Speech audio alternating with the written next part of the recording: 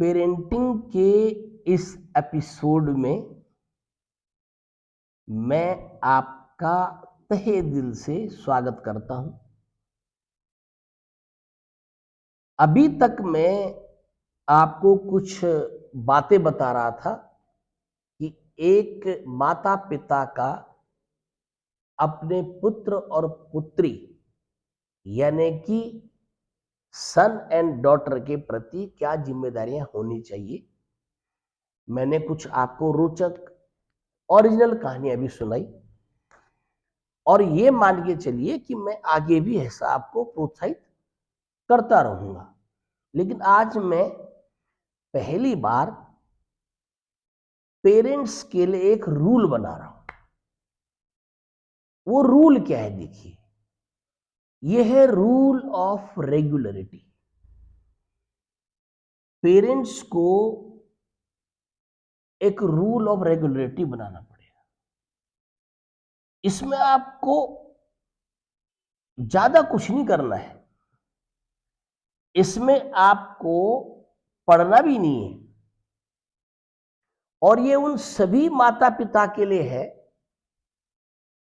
जो चाहे अनपढ़ भी हो, वो भी इस रूल को फॉलो कर सकते हैं। लेकिन ये रेगुलर होना चाहिए, नॉट ए सिंगल डे। एक भी दिन ये रूटीन आपका टूटना नहीं चाहिए।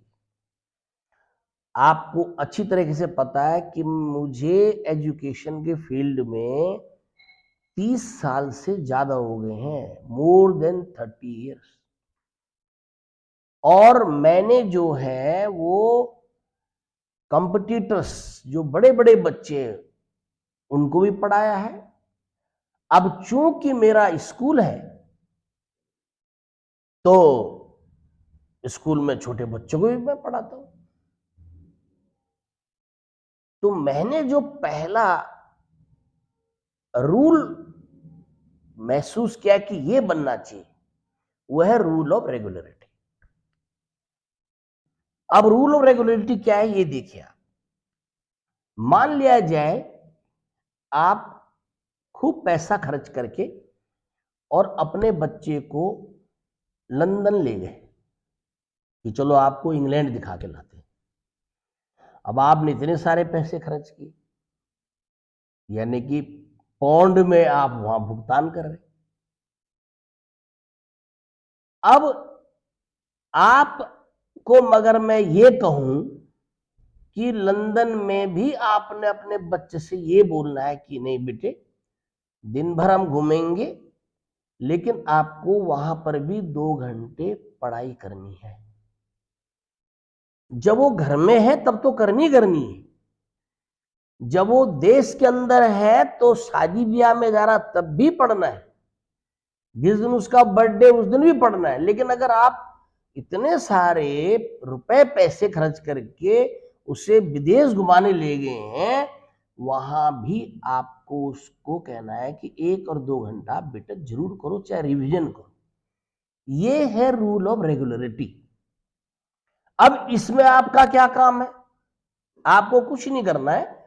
जब आपका बच्चा क्लास 2 क्लास 3 के आसपास होगा और फिर उसके बाद तो पढ़ता चला जाएगा हर कैटेगरी के बच्चे को, जब तक कि वो सेटल नहीं हो जाता तब तक। क्लास 2 से मान के चलिए आपको कुछ नहीं करना है। अपने बच्चे से बोलना है कि दिन भर आप जो पढ़ाई करते हैं, बस केवल मैं हमेशा शाम को 9 बजे डेली एट 9 PM मैं ये देखूंगा कि आपने आज कितना पढ़ा है। भाई जब आपका बच्चा पढ़ेगा तो कुछ ना कुछ लिखेगा, कुछ ना कुछ याद करेगा। मान लीजिए उसने मैथ्स के 40 सवाल उसकी नोटबुक में है और दिन भर पढ़ेगा तो 10 15 20 सवाल और करेगा ना। तो आपको तो सिर्फ इतना देखना है कि देखो कल तक 40 क्वेश्चंस थे और अब जो है इसमें 60 लिखा हुआ है, यानी कि 20 क्वेश्चन इसने आज किए। आपको डेली करना है ऐसे, सिर्फ उसने जो पढ़ा वो पूछना है कि आज आपने बेटे दिन भर क्या क्या पढ़ा। इससे क्या होगा?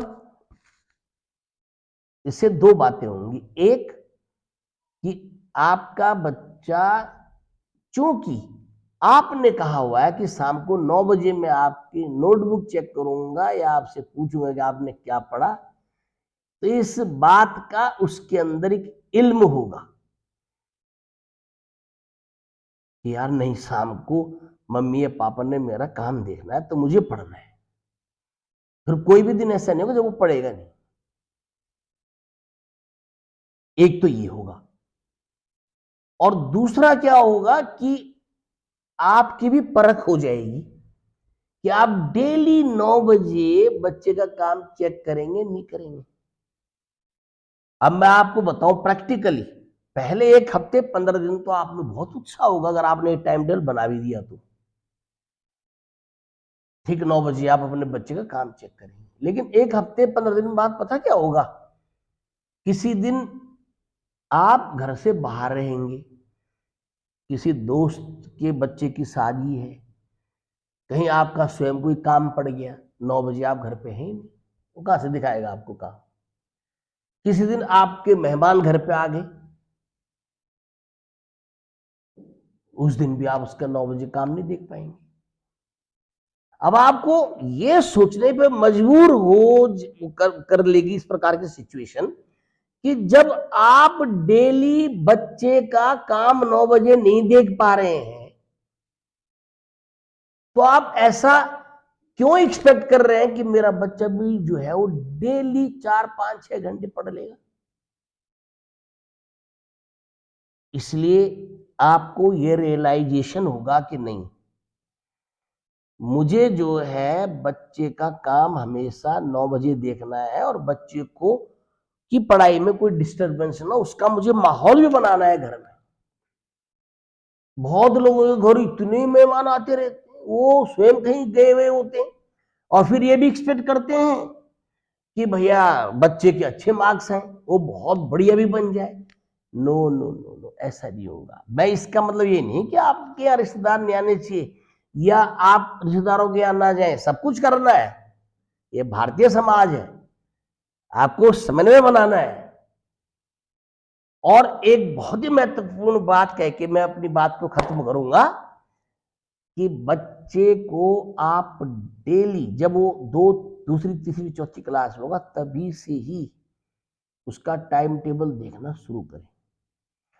अगर आप ये सोचोगे कि अभी बच्चा छोटा है, अभी मुझे इसके बारे में कुछ ज्यादा बातें नहीं करनी है, लेकिन जैसे बच्चा 9th 10th 11th 12th में आएगा, ग्रेजुएशन में जाएगा, फिर वो आपके कंट्रोल में नहीं रहेगा, ये बात ध्यान रखना। क्योंकि फिर वो आपको नहीं जानता है, क्योंकि आपने कभी उससे बात ही नहीं की, कभी उससे पूछा ही नहीं कि पढ़ते कैसे हैं, या 9 बजे आपको मुझे दिखाना है कि आपने दिन भर क्या पढ़ा। तो पहले से ही सजग रहना, ये पेरेंट्स के लिए मेरी पहली हिदायत है। तो रूल ऑफ रेगुलेटरी समझ में आ गया होगा, इसी को मैं आगे कल कंटिन्यू रखूंगा कि रेगुलरिटी का मतलब होता क्या है, कितना फायदा आपको भी और आपके बच्चे को भी होने वाला है व्यक्तिगत रूप से, और इस समाज और इस देश को तो अद्भुत फायदा होगा, आप सोच भी नहीं सकते। अगर आप चाहते हैं कि आपके बच्चों का भविष्य अच्छा बने, आप बहुत ज्यादा अपने बच्चों की से मदद नहीं कर पा रहे, तो हम आपके साथ हैं। हमारे इस चैनल को सब्सक्राइब करिए। मेरा पढ़ाई वाला चैनल भी है, केप देहरादून के नाम से, उससे हमसे जुड़िए। और एक स्कूल भी मैंने खोला है, दून वुड्स ग्लोबल स्कूल के नाम से, प्रेमनगर देहरादून में। अगर आप चाहते हैं कि आपके बच्चे का दाखिला आप हमारे स्कूल में कराना चाह रहे हैं, तो आप आइए, मुझसे मिलिए। मैं 11 बजे से लेके 2 बजे तक आपको स्कूल में मिलूंगा। मैंने आज आपको एक बहुत शुरुआत की है कि आपको क्या अपने बच्चे के साथ करना है। इन्हीं शब्दों के साथ आपका बहुत बहुत धन्यवाद। जय हिंद, जय भारत।